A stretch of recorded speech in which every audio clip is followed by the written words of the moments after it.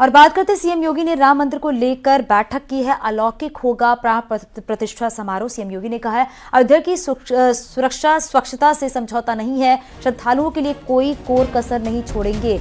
UP की global branding का अवसर। सीएम योगी ने कहा रैन बसेरे का नाम निषाद राज अतिथि गृह है। माता शबरी के नाम पर अवधपुरी में भोजनालय भी होगा। सीएम योगी आदित्यनाथ की तरफ से बड़ी बात कही गई है, क्योंकि बताया जा रहा है कि जो बैठक चल रही है उसके दौरान ये बातें सामने आई है। सीएम योगी ने राम मंदिर को लेकर बड़ी बैठक की है और बताया है कि अलौकिक होगा प्राण प्रतिष्ठा का ये समारोह। अयोध्या की सुरक्षा स्वच्छता से कोई समझौता नहीं होगा। वहीं श्रद्धालुओं के लिए भी कोई कोर कसर नहीं छोड़ी जाएगी कि बड़ी तादाद में बड़ी संख्या में जो राम भक्त हैं वो भी अयोध्या पहुंचेंगे। और यूपी की ग्लोबल ब्रांडिंग का ये अवसर है। सीएम योगी ने कहा रैन बसेरे का नाम निषाद राज अतिथि गृह।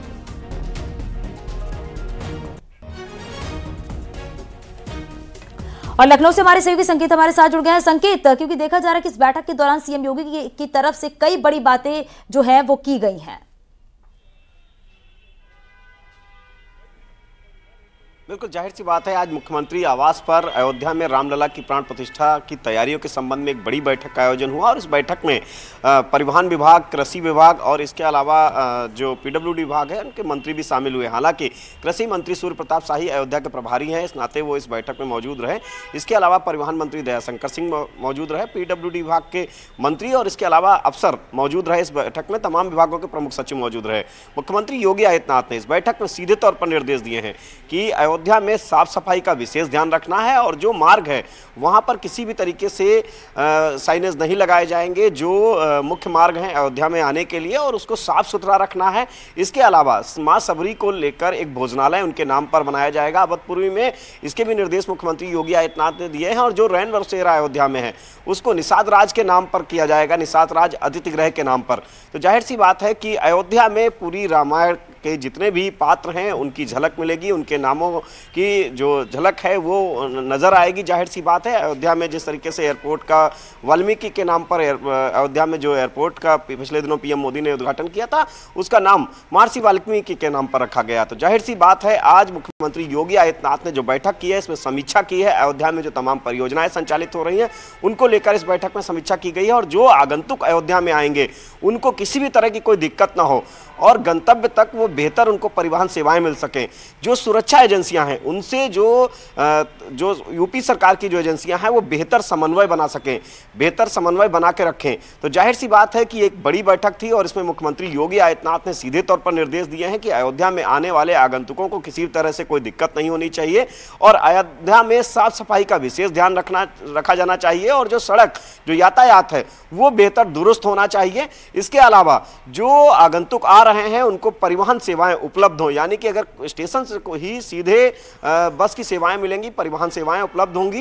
यही नहीं, जो लखनऊ आएगा उसे भी अयोध्या जाने के लिए बेहतर परिवहन सेवाएं, सीधे बसें वहां पर मिलेंगी। तो जाहिर सी बात है कि आज की ये बैठक काफी अहम है अयोध्या में। और संकेत ये भी है क्योंकि 22 जनवरी बहुत ही महत्वपूर्ण तारीख, बहुत ही महत्वपूर्ण दिन है, क्योंकि हर राम भक्त को उस दिन का इंतजार है कि कब वो रामलला के दर्शन पूजन करेंगे और इसीलिए साफ तौर पर सीएम योगी की तरफ से कह दिया गया है कि व्यवस्थाएं पूरी तरीके से चाक चौबंद होनी चाहिए। बहुत शुक्रिया इस पूरी जानकारी के लिए।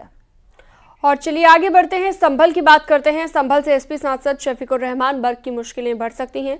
बर्क के खिलाफ पुलिस से शिकायत दर्ज की गई है।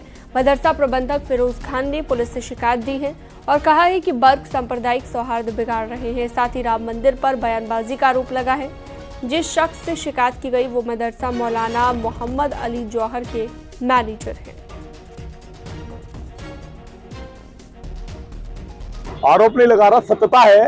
सांसद संभल धार्मिक उन्माद फैलाना चाहते हैं और सुनियोजित तरीके से गलत बयानबाजी बेवजह, बेवक्त, बेजरूरत कर रहे हैं।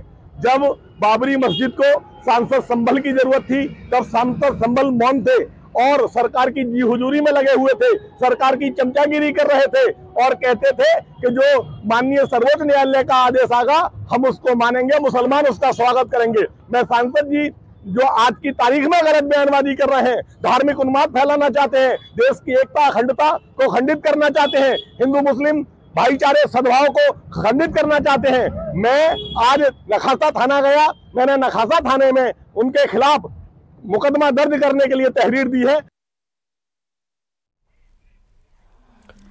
और यहाँ रुकेंगे छोटे से ब्रेक के लिए, जल्द लौटते हैं कुछ और खबरों के साथ। आप देख रहे हैं न्यूज़ 18 उत्तर प्रदेश उत्तराखंड।